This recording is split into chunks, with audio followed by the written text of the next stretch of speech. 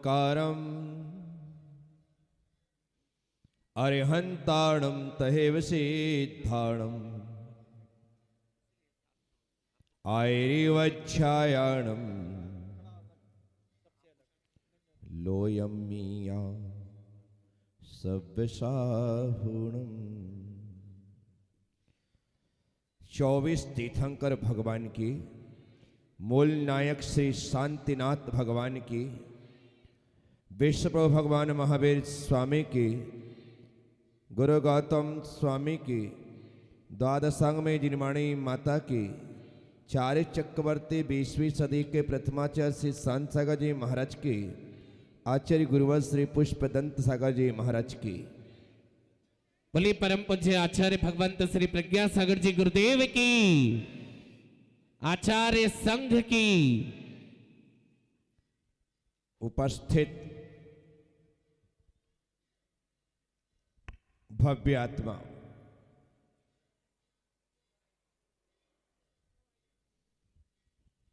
अष्टानिका महापर्व का शुभारंभ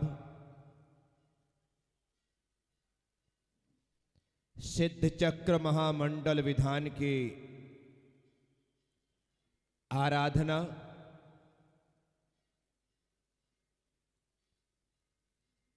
एकमात्र उद्देश्य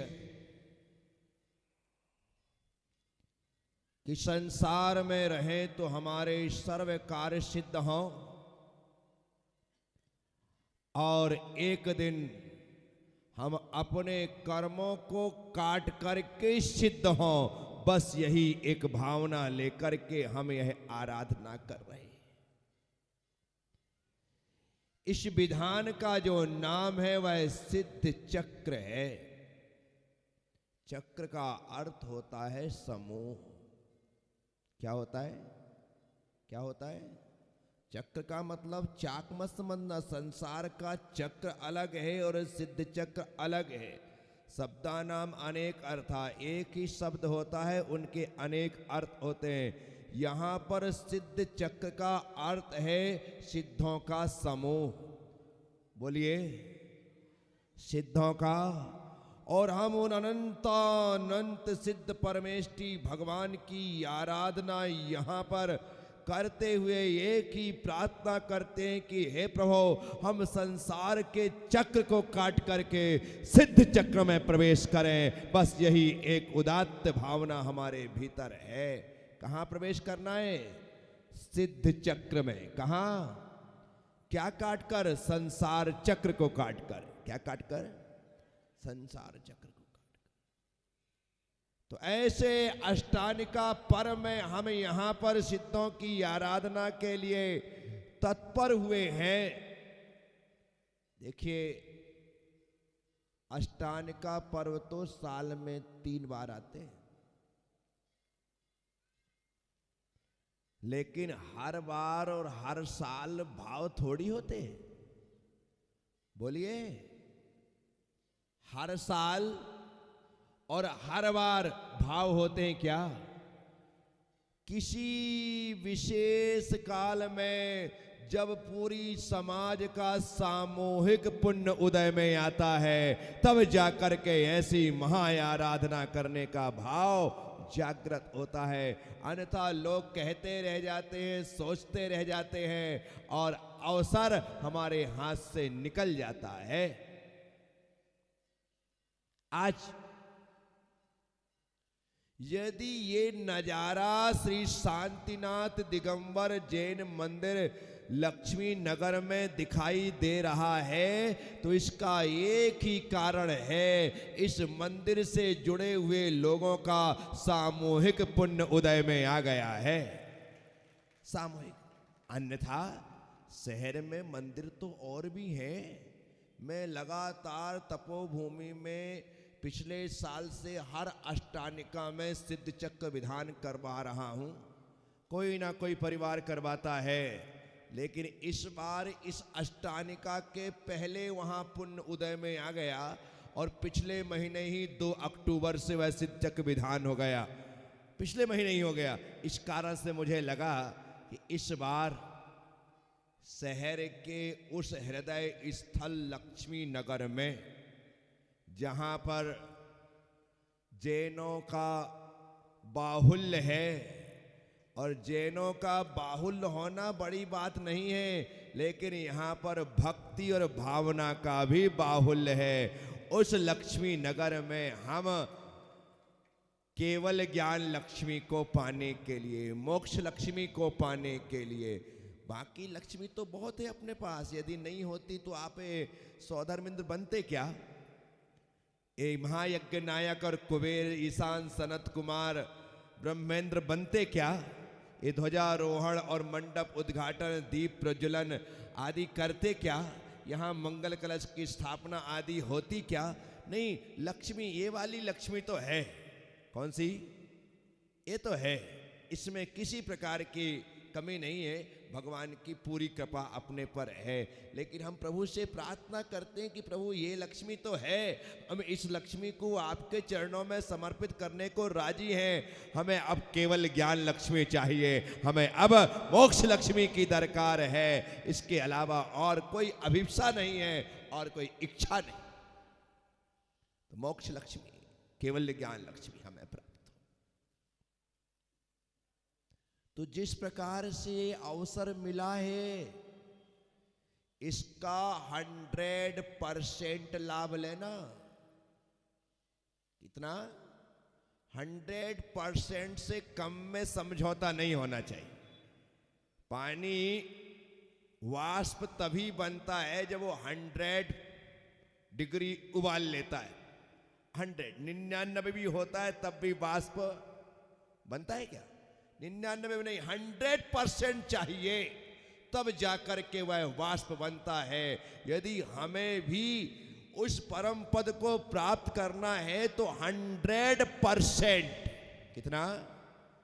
1% की कमी नहीं चलेगी। आपको कि 99 होगा, एक में क्या जाता है? 99 में आउट होने वाले खिलाड़ी से पूछो कि क्या जाता है? क्या? 99 में आउट होने वाले खिलाड़ी से पूछो कि 99 और 100 में अंतर क्या है? 99 में आउट होता है ना तो उसकी हाफ सेंचुरी कहलाती। 49 रन ज्यादा है 50 से, फिर भी क्या कहलाती है? सेंचुरी नहीं है। समझ में आ गया ना अंतर? बस यही स्थिति है। 1% भी कमी नहीं होना चाहिए। किसमें? हमारी भक्ति में।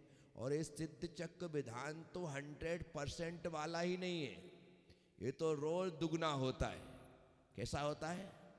आज जितनी भक्ति है उससे दुगनी कल चाहिए, उससे दुगनी कल जितनी होगी उससे दुगनी परसों चाहिए। रोज डबल डबल, थोड़ा थोड़ा नहीं बढ़ना कि 1% बढ़ेंगे। आज यदि 100% है तो कल 200%, परसों 400%, फिर 800%, फिर 1600, फिर 3200, बस ऐसी ही स्थिति बढ़ती जाना चाहिए। तब जाकर के हम अपने कर्मों को चूर चूर करके सिद्ध अवस्था को प्राप्त होंगे। इतना सरल नहीं है मोक्ष को पाना, निर्वाण को पाना। कई भाव लग जाते हैं इस तपस्या को करने में। साथियों, तो विशिष्ट पुण्य का उदय है हमारा कि हमें आराधना करने का अवसर मिला है। सम्यक दर्शन के 8 अंगों में 8वें अंग का नाम प्रभावना है। क्या है? 8वें अंग का नाम प्रभावना। और आचार्य कहते हैं ये प्रभावना दान और पूजा से ही होती है। किससे होती है? दान और श्रावक के द्वारा दान और पूजा से, और साधु के द्वारा ज्ञान और ध्यान से इस धर्म की महती प्रभावना होती है। हम आप दोनों मिलकर के, मैं अपने ज्ञान और ध्यान से, आप अपने दान और पूजा से जिन शासन को इतना उद्योत करें, इतना उद्योत करें कि चारों तरफ जिन शासन का ही जय जयकार हो, जिन शासन की ही महिमा गाई जाए, इसका पुरुषार्थ हमें करना होता है। सिर्फ मंदिर में बैठ करके पूजा कर लेने से, वहां बैठ करके जाप कर लेने से साधना तो हो सकती है, लेकिन प्रभावना के लिए सब कुछ करना पड़ता है। जब मेरे पास लक्ष्मी नगर के लोग आए, महाराज श्री सिद्ध चक्र विधान, मैंने एक ही प्रश्न पूछा कि मंदिर के अंदर या मंदिर के बाहर? यदि अंदर करोगे तो आप कर लो, आप कर लो। अंदर से प्रभावना नहीं होती है। प्रभावना के लिए तो आपको बाहर, बोले आप आएंगे तो बाहर। मैंने कहा कि यदि बाहर तो मैं तैयार। ये सब, ये जब कुछ दिखता है ना, इसी से धर्म की प्रभाव, इसी से भावना बढ़ती, इसी से भावना बढ़ती। दुकान है, आप छोटी सी गुमटी लगा सकते हो, छोटा ठेला लगा सकते हो, शोरूम डाल सकते हो, बिग बाजार खोल सकते हो। आपके ऊपर है कि आप कैसा चाहते हो। तो धर्म की प्रभावना के लिए हमेशा भावना उदात्त होना चाहिए, संकीर्ण नहीं होना चाहिए। जितना कर सके उतना करना चाहिए। आप तो करने का विचार करो बस, उसे करवाने वाले एक दो नहीं सैकड़ों लोग तैयार हो जाते हैं। बस समाज को बीड़ा उठाना चाहिए। लोग तो मिलते हैं, तैयार रहते हैं कि हमारा नाम आप उसमें दर्ज करो। तो साथियों, आज सिर्फ शुभारंभ कर रहे हैं और शुभारंभ में हमने ध्वजारोहण कर लिया है। और जहां पर ध्वजा फहरा जाती है वहां पर हमारा यश, हमारी कीर्ति सर्वत्र व्याप्त हो जाती है। इसलिए मैंने एक दिन अभी तपोभूमि में प्रवचन करते हुए धर्म रत्नाकर जी के अंतर्गत कहा था कि आपको जीवन में एक बार, दो बार, बार बार जब भी ध्वजारोहण का अवसर मिले तो सबसे पहले अपना हाथ बढ़ाना, अपना नाम लिखाना कि भाई ध्वजारोहण तो मैं करूंगा। क्या ध्वजारोहण? तो जो ध्वजारोहण करते हैं, ऐसा आचार्य जयसेन स्वामी कहते हैं, उसका यश सर्वत्र फैलता है। यश कीर्ति के लिए ध्वजारोहण से बढ़कर के और कोई दूसरी चीज नहीं होती है। इसलिए ध्वजा में अपनी महत्वपूर्ण भूमिका का निर्वाह करना। तो साथियों, ध्वजारोहण हो गया और धर्म की ध्वजा जब आगे है तो निश्चित तौर पर हमें अब निस्संक होकर के पीछे चलना चाहिए, क्योंकि हमारी उस ध्वजा को देख करके ही जीवन में आने वाली यादियां, व्याधियां सब नष्ट हो जाने वाली हैं। हम निष्कंटक रूप से आगे बढ़ने वाले हैं। इसलिए ध्वजा सबसे आगे चलती है। दूर से ही दुश्मन देख करके रास्ता बदल लेता है। ये तो भगवान की ध्वजा है, जिन शासन की ध्वजा है, इसे देख करके तो कर्म भी अपना रास्ता बदल देते हैं और उनका भक्त निष्कंटक होकर के आगे बढ़ता चला जाता है। तो आप हम सब लोग 8 दिनों तक पूरा आनंद इस विधान का लेंगे। सुबह, दोपहर, शाम, बस 8 दिन राग द्वेष छोड़ करके बैठना। क्या क्या छोड़ करके? आगे पीछे धक्का मुक्की कुछ हो जाए तो टेंशन नहीं, कभी किसी से कुछ गिर जाए तो कोई बात नहीं। अब तो गिर गया है ना, अब गिर गया है तो अब गुस्सा करने से कोई फायदा? हाँ, गिर जाने के बाद तुम गुस्सा करो तो वो स्थापना अपने आप ऐसे उठ करके ऊपर बैठती हो तो कर लेना। अब तो गिरी गई है, बस यही कहना कि भाई यार सावधानी रखो, ऐसा नहीं होना चाहिए। पर गुस्सा करने से कोई फायदा? ये तो इन लोगों ने व्यवस्था अच्छी कर दी है, सबके नाम लिख दिए हैं कि आपको यहीं पर बैठना है, सबके नाम का पट्टा काट दिया गया। क्या अच्छा है। अब किसी को आगे पीछे होने की तकलीफ, सबका स्थान निश्चित है। आप अपने स्थान पर आज आप जहां बैठ गए हैं वहीं पर बैठ करके पूजा पाठ करना है। राग द्वेष से दूर होकर के सिर्फ इस बीत राग पर अपने आप को केंद्रित करना है। यही आपके लिए विधान का फल देने वाला होगा। तो आप सब लोगों ने सुना है, उम्मीद और विश्वास रखूंगा कि जैसा मैं सोच करके यहाँ पर उपस्थित हूँ, क्या है, विधान निश्चित